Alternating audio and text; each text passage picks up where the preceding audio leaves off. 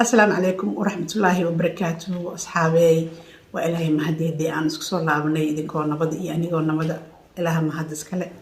أصحابي هلا عدتي إنتان وجودك قصدين ما أنت أنا دي سوق بندونه عدتي قاسو if you are أنت نقول عصبت هاي channelك subscribe like share هدي أظهر نور جوكتنا always مقصود ويننا one love يا our family ما أنت وحنا ربنا إن دي سوق بيو قصديني aad ka wada hesheen ee barqad iyo beerlada qaybteed ugu dambeysay ma ramaantii raadin soo gudbiyo asxaabay sheekadu waxay inoo joogtay iyadoo gabadhii beerlada ahayd loo soo sheegay oo leernaa wiilka barqadaha warmka haysaa goorma ku wardambeysay meeshii uu ka shaqeyn jiray ma yimaado sheekooyin noocaas bay soo baxday gabadhii beerlada iyadoo soo baxday halkaas ay noo mareysay halkii aan ka ambaqaadayna maanta gabadhi way soo baxday beerlula way timid goor fiid ah oo mugdi ah bay soo baxday xaafadii uu deganaa wiilka barqadaha waa loo soo tilmaamay way timid gurigoodii jabadka meesha guriga iyadoo ma aragtay hooyadiis la hadlayso bay maqashay oo leedahay hooyo maxay ahayd arintaada anigu cudurkaaga ma aynaan fahmin balse waxa baan qabnaa tuhun ah in aad wax tabanayso ma xagga dumarka hooyo iisheeg way ku tiri hooyadiis markaasuu wiilku wuxuu yiri hooyo iga raali ahaw iskana ka cafi arintan ma doonin inaan idin kala hadlo balse hadda waxay igu qasabtay dantu inaan bal wax kaaga taabto maadaama hooyaday macaan ah tahay oo jeceshahay iga walwalayso arinteed inaan kula wadaago baan go'aansaday markaas tii hooyo macaan iisheeg maxay tahay arintaadu markaasuu wuxuu yiri hooyo anigu gabar baan xiriir lahayn oon isla soconay oon jeclaaday gabadha inkastoo family maxay ahayd lacag ka dhalatay anigu hamigay laakiin wili kama uusan bixin gabadhaas oon jeclahay ayaa la soo doontay oo la guursanaya maalintan maqlay qandhadii iyo xumadii bilowday ilaa iyo maanta waa aniga kicila wiilka arintii soo gudbiyay hooyadiis baa iska barooratay qaracantay way muraara dilaacday waxay tiri alla hooyo wallahi aniga hadaana dadka masaakiinta ah dadka danyarta ah cid la tixgelinaysa oo na rabta ma jirto markay noqoto wiil familada lacagta leh aad baan loo dulmaa anaga hooyo haday gabadhaas gabar levelka aanan isku level nahay waa ku dooni kari lahayn laakiin maanta waxaa nasiib darro ah reerkaas xitaa haddii aan isku dayno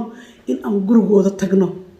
inay karaama darro iyo waji xumo iyo waji gabax aan kala kulmayno ba xaqiiqo ah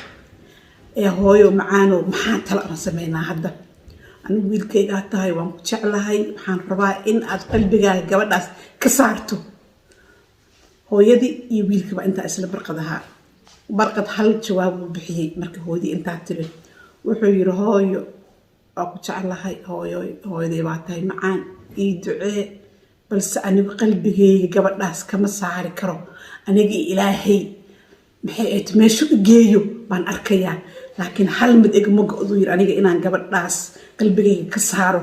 adduunkan waxba macnaamaba ii sameynayo yiri wiilkii meeshii uu ka dhacay joogi maxay ahayd uu soo fadhiistay isla markii gobashii ku dhacay uu fadhiistay gabadhi beerlula ahayd hal mar bay ayadoo dhig la qabta lahayn albaabkii saa u soo furtay lagu laabnay wiilkoodu sheekaysanayeen ay hal mar gow soo siisay albaabkii ay tiri waxba ha iga celin hooyo iga raali ahaw maanta wixii ka dambeeya wax la qarnay ma jirto aniga go'aanka anaa iska leh ama aan dhinto ama aan noolaado wiilkan daraaday saas u noqday anigu meelna ugama haro waxaan guursanayna ma jirto ninkaasna ma rabo ama isla dhimano ama isla noolaano aniga iyo barqad sina kuma kala harno ama reerkeena ha ideeriyaan ama maxay ahayd wax rabana sameeyaan meel uma socdo islaantii way naxday way qalqashay waxay tiri allah aniga balaayo ii soo jiidaysaa aniga dib ii soo jiidaysaa aniga ma arti rabtaa inaad igu dirto dadkan lacagta aniga la xirayaa aniga aqalkayga sadaqada la jabinayaa ma jirto barqad markuu gabadhi arkay xoog uu soo fadhiistay ninkii qandhanaa oo jiifay oo dhowr weeg aan kor u kacin ma ahayn markuu soo fadhiistay wuxuu yiri beerlula ay rabtaa haa naftayda waa ku maxay ahayd horaya anigu adiga soo bax makeen gabadhi iyo wiilkii gacanta iska qabsadeen halkaasay ka lugeeyeen xuduudka Jabuuti bay isla kala tallaabeen waa barqadii beerlola qisadaas waa qiso la wada yaqaano dadka reer Saylac iyo dhinacaas reer Jabuuti meesha xadka iska wadaagaan way wada yaqaanaan qisadan barqadii beerlola